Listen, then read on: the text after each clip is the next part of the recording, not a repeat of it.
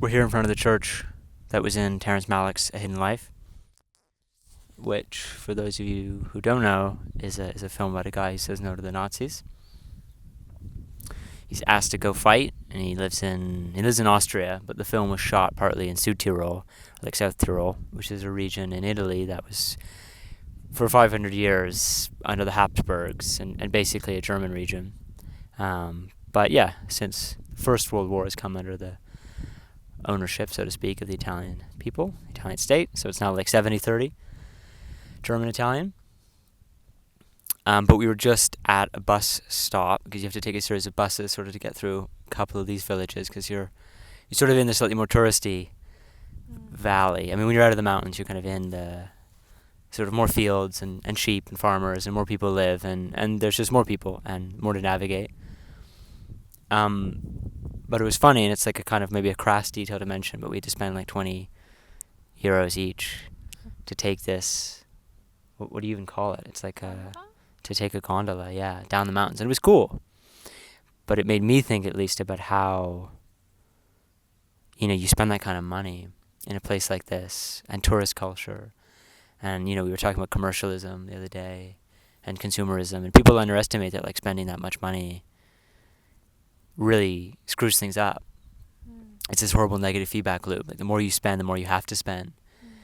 And it struck me that, like, in the age of, kind of extreme tourism, like, why is it that so many people are able to hike now? And we were sort of asking ourselves, well, what is it? Is it like that there's so many boomers now that, like, have time and money? Or is it also just like, all the huts are sort of a little bit more accessible? Is it like the hiking technology that people use kind of, makes it more, like, reliable? Is it like the quality of the shoes? I think one thing we thought was like Google Maps. And how Google Maps kind of has, like, when it was an add-on like 20 years ago, it was like, that was kind of amazing, but now it's like an essential service. And sort of similarly to the gondola, which is like basically, at least for tourists, an essential service. Like, you kind of can't not take it. In fact, we're going to take a bus, and then the guy said to us, no, don't. Go take the gondola. Because it's the same price. Because it's the same price. Like, they charge 20 euros for the bus because basically they know everyone would take the bus or expect the bus to be cheaper. But it's like, yeah, this is what happens a little bit when something becomes an essential service, but it's maybe not able to handle that it's an essential service. And something like that has happened with Google. Like, it's made everyone able to hike because you don't have to go there to figure it out, and you don't have to read a kind of obscure map. So it's given us this kind of explosive freedom, but it's not helping us structure that level of freedom very well anymore. I mean, what would you say is the significance of a church like this, or of this kind of perspective, right, that we have from this hill behind the church on the mountains behind us? What's the meaning of that when we have Google, and when Google is the essential service? Yeah, I guess we spoke about it a bit already in terms of, what does it mean to take a photo and so on. But, yeah. Well, the churches used to be the essential services. And they were also like the Google Maps. Like, they, in a rather interesting sense, not only did they tell you maybe where to go, they told you how to go through a place. I mean, people would take pilgrimages, or, even the way you design a city, the highest, sort of the spire of the church was the highest. It was the thing you could see from far away. I also think the way churches make a place significant, mark a place. I think Google does something similar. I mean, there's like kind of a process of what I would call Googleification, whereby, like, you can go to a restaurant now and it'll basically sort of half exist in the physical world, but 100% exists online. It'll have, all the advertising it needs and photos, but you can go to it and it, like, doesn't look half like what it looks like online, which is not an inconsistency as such. It's like a transition. And it's kind of a process of Googleification. So there is, like, a real material impact to Google. In fact, I would even say that Google is kind of like, I mean, it is a materiality, right? It's a new materiality, and churches were also a materiality. I mean, another way in which our perspective on the church has changed is that, for example, we're here not because we made a pilgrimage to the church as such, but more because we know it from a movie, so we know it from how someone else has staged this landscape, right? This perspective and the story they've told here. I think that's also an interesting aspect of it. We experience it already through a movie, right? But I love that. I mean, I love that it's like movies are our, maybe a slightly more artful form of Google Maps. Again, just to sort of hit the point home. Like, I mean, the fact that we use cinema, the fact that we use photography, the fact that everyone's taking a photo, again, we spoke about that the other day, it's not a bad thing. It is a way of navigating. It is a materiality that allows you to navigate.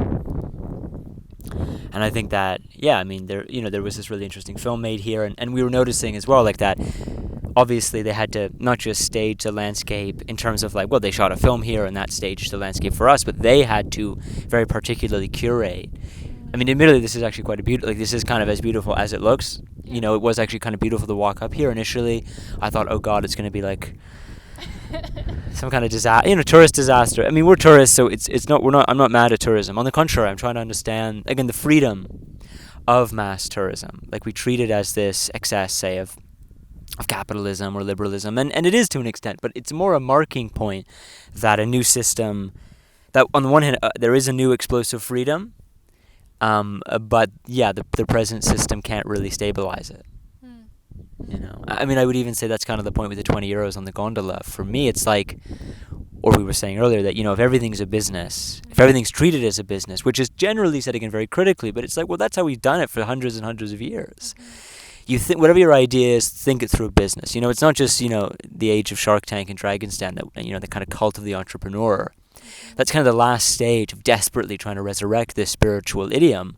But otherwise, for hundreds of years, people have converted their ideas into things that are ready for markets, which is kind of another example of a church. You can even build kind of your traditional city.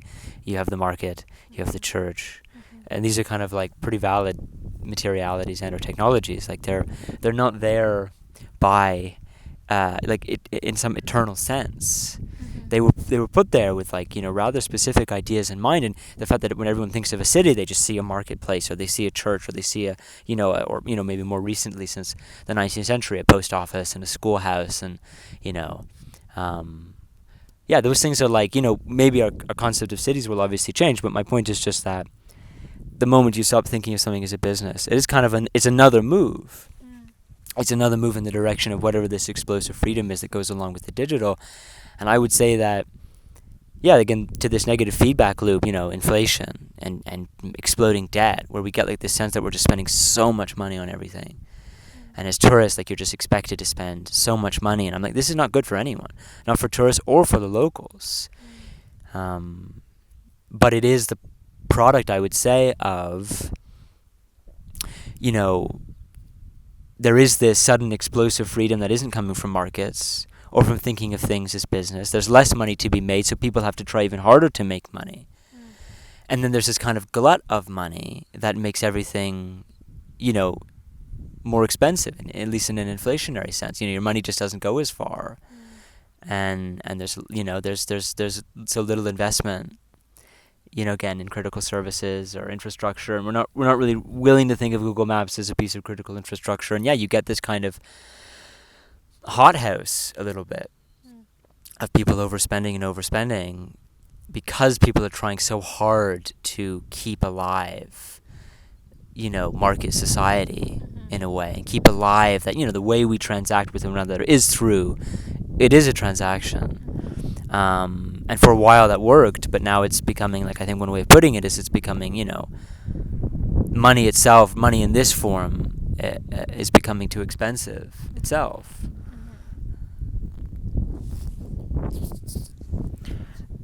What would you say, though,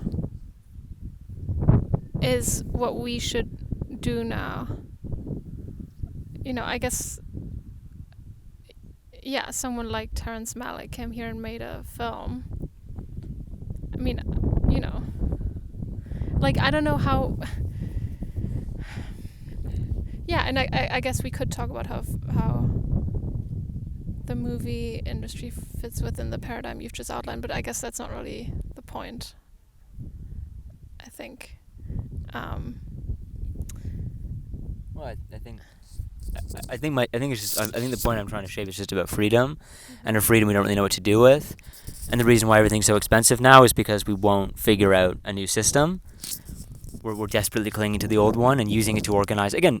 Yeah, honestly, I mean, Terrence Malick would have come here and he would have spent fucking millions of dollars to shoot here, and to have a crew of 100 and feed them and house them and in an area that's already kind of like has a lot of value, but we don't really know how to describe it, or we're not interested in describing it in terms of market society because something better has appeared, but we've not really figured out that other thing. I mean, Italy, for instance, in terms of it sort of entered into this pact with the euro. We were discussing this in the gondola, like whether they ought to have done it. And like, yeah, okay, sure, they would have had kind of developing world conditions if they had not, but then they also would have benefited more from a kind of tourist industry that could spend a currency a lot stronger, than this currency. But this is what I think creates a little bit of the schizophrenia in Italy at the moment, just in terms of like, well, no, they are a very modern industrial nation that want to have a big financial sector, and they want to be, a kind of, along with, the rest of Europe, a bit of a financial superpower who can follow American policy and also go abroad and buy up whatever they want, and that's a certain kind of geopolitical and geofinancial strategy, and it makes you very, very powerful. But it also kind of, it pledges you to certain very modern industrial commitments, which might conflict with like, the historical status of the landscape, not just the farmers and the fields, but yeah, like the mountains. And how do you fit mountains into society? Like, we fit mountains into society through a market society in many ways. Whether it's the pilgrimages, which were an early form of market society in a way. Not on all pilgrimages, but when pilgrimages became a booming economic industry, like 700-800 years ago, and once pilgrimages intersected with early market societies, it was an explosive exchange. It was amazing. But yeah, it's been hundreds of years since that, and yeah, how do the mountains fit into it, and now we can't even like afford the system itself, and I suppose it may be speaking of the film and fascism and communism were both like the last attempts to sort of get out of the system, and I think one should definitely say that they were very bad ways of getting out of the system, mostly because they didn't really reject many of the commitments of the system. They thought that, basically actually market society would still be there, but you just wouldn't have to have capitalism, which is, I think, a total fantasy. Either you kind of get out of market society itself, or you don't, and you create kind of monstrous, but failed escape plans, which is sort of what fascism represented in this landscape in Italy and Germany and all over, Europe for a certain period of time. Another thing we talked about this morning was how this image of the farmer and the animals and the wagon, or drawn by the horses, and a certain I guess refinement of that culture was only kind of reached in the 19th century, right? Where I guess even before fascism maybe, but during nationalism, I suppose, you have this kind of reaching back into a past that as such is felt to be no longer there, and thus has to be resurrected. Well, yeah, I mean, like these sort of historical, sort of national costumes that you'll find all over Europe, right, they come from the 19th century, in terms of the present form. In terms of, maybe, late 18th, 19th century, when there was an explosion, obviously, of course, of nationalism, urbanization, industrialization, modernization, all these phenomena happening at once, and there's also, there's a new freedom. And it's, there was already a kind of explosive freedom in terms of market society, but now it's finally been, it gets a political definition in the late 18th century, because of the American Revolution, the French Revolution, and then the conflict with Napoleon, which then transforms.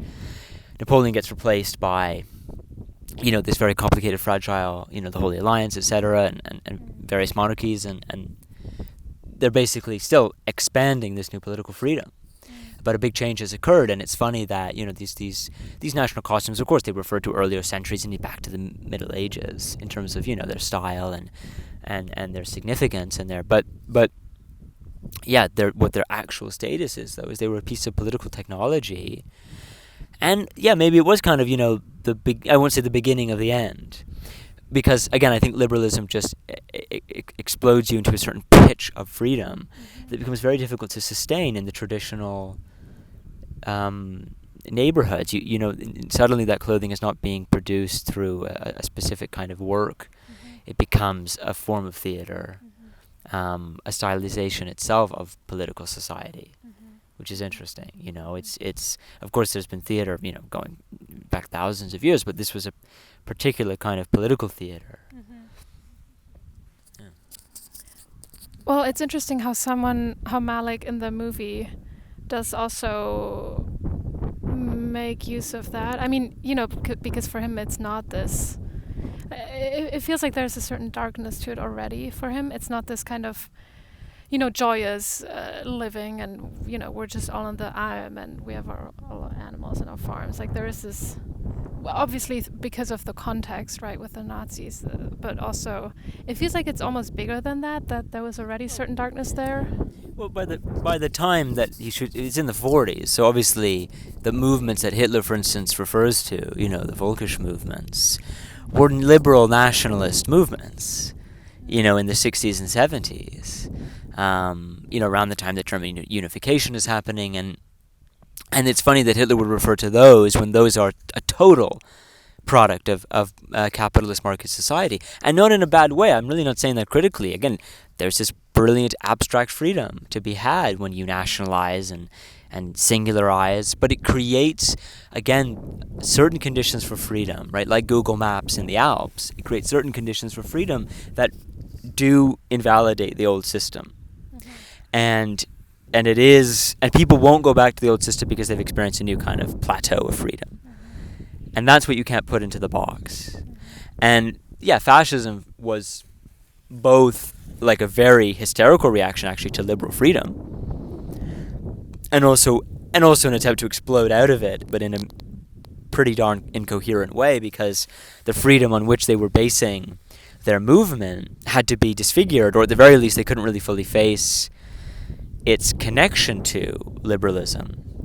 And even if they had said that, I mean, that would have created, I think, not fascism, because they wouldn't have bothered with these references to, you know, to whatever, you know, like what Wagner was referring to, an ancient, earlier medieval past for Europe and Germany, and I think they wouldn't have bothered with those if they had been comfortable with the idea that this freedom, yeah, it did emerge in liberal capitalism, but then it destroys liberal capitalism, which is, I think, basically the point we've reached now in the Alps. The last thing, I would just say that, like, when you then come back to taking a film of something, like, to me, I think this is part of this new freedom, is like the spiritual effort we exercise to photograph and film, the way that we think about the Alps in such an abstract way, you know, and market society was already a very abstract way of thinking about the Alps. And let's not forget that the churches that we have are market society productions. Like, there's no question.